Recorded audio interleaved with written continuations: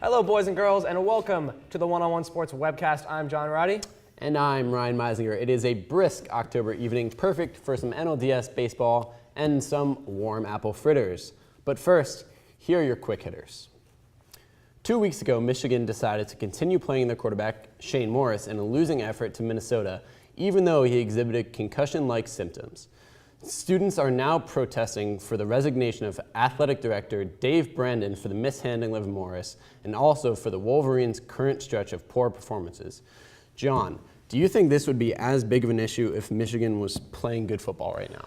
No, and especially not for the students, because all the students care about is winning, and all they want to do is brag to their friends on Facebook and Twitter about the Michigan Wolverines being the best team in the nation.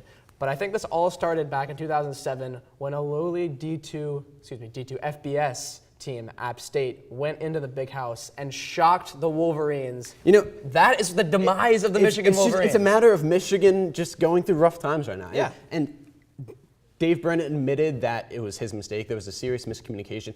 Actually, Dave Brandon said that the quarterback injured himself, his ankle, in the third quarter. And then in the fourth quarter, they couldn't see that he fell because of a big hit, and they thought that he fell because of his ankle, and that was classic. it. No, that's the classic coach's excuse. Yeah, I don't know. I think he's under scrutiny for not a lot. And it's not. It's really just. It's come from Michigan doing so poorly, and then this string of events happens. The coach decides, oh well, what else can go wrong? Yeah, I mean, you're not happy if you're a Michigan fan. Yeah, well, you're not happy. Yeah, and now the concussion on top of it, you're under the spotlight for the wrong reasons. It's just a bad situation. During LeBron's first stint as a Cavalier, the Cavs and Wizards faced in 3 straight first-round playoff series between 2006 and 2008, stirring up a rivalry. That rivalry might be starting up again this season.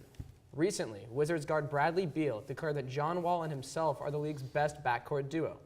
However, Cavs guard Dion Waiters took exception to this, saying Kyrie Irving and himself are the better duo.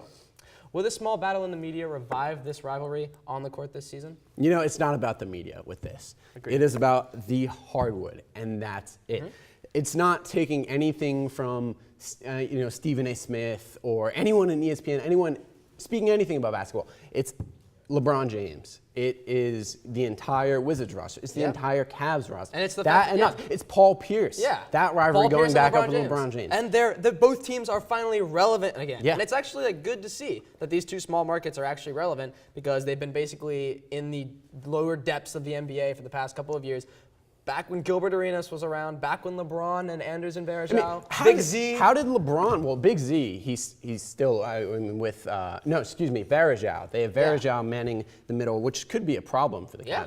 That being said, how did LeBron get all these players to come with him to Cleveland? Unbelievable. He had his arsenal from Miami to just follow him up on a plane. And I feel like everyone's also forgetting about Kevin Love, who I think is the most important player on the Cavaliers this year. It's someone that the Heat didn't have, a big man. And I feel like the backcourt isn't really as much of an issue as they're saying it to me. Two-time U.S. Olympian Hillary Knight skated with the Anaheim Ducks on Friday in an effort to raise the profile on women's hockey. Knight is the first non-goalie to do so, and the coach, along with the Ducks players, were reportedly extremely impressed with Knight. John, in your opinion, how significant is this in spreading women's hockey and making it relevant? It's not. It's not relevant. And I'm not saying women's hockey that isn't size relevant. Isn't enough. I'm not saying that women's hockey is not relevant. But just because you're skating with the Anaheim Ducks doesn't mean that women's hockey, the entire sport, is now relevant. I mean, are people making a big deal out of this? Because if they are, they shouldn't be. No. What is there to make a big deal out of this with this? Well, there's a difference between news and novelty. And this, I think, is more on the novelty It's side. Absolutely novelty, and there's no reason that this should be made something big. Yeah. It's the same thing. I remember a couple years ago, Chad Ochocinco had a trial with Sporting Kansas City in Major League Soccer. People made a big deal about that. It was just him training. There was nothing to it. And you're the only person in this entire studio who remembers that. Exactly. And we Who's going to remember this? We might be the only people in the world, or in the USA, who will remember this because we are covering it right now. So, This past weekend, LA Galaxy star Landon Donovan became the lone MLS all-time assists and goal leader. This Friday, the American legend will play his final game for the Stars and Stripes against Ecuador. Brian, what will you remember most about Landon Donovan's career? I hate to say it. I would love to go and say that the things that he did in the World Cup or the things that he's done for the Gold Cups and all of his accolades, but I have to say I'll remember most of Landon Donovan's career is Jurgen Klinsmann telling him, you are not allowed to come with us to present. Are you kidding me, Jurgen Klinsmann? Don't tell Landon Donovan, the pride of American soccer, that he can't come to the World Cup. Don't tell me that he can not contribute more than, excuse me, Brad Davis? Yeah, Brad Davis. I mean, hey, I am a full supporter of Jurgen Klinsmann, except for this one decision.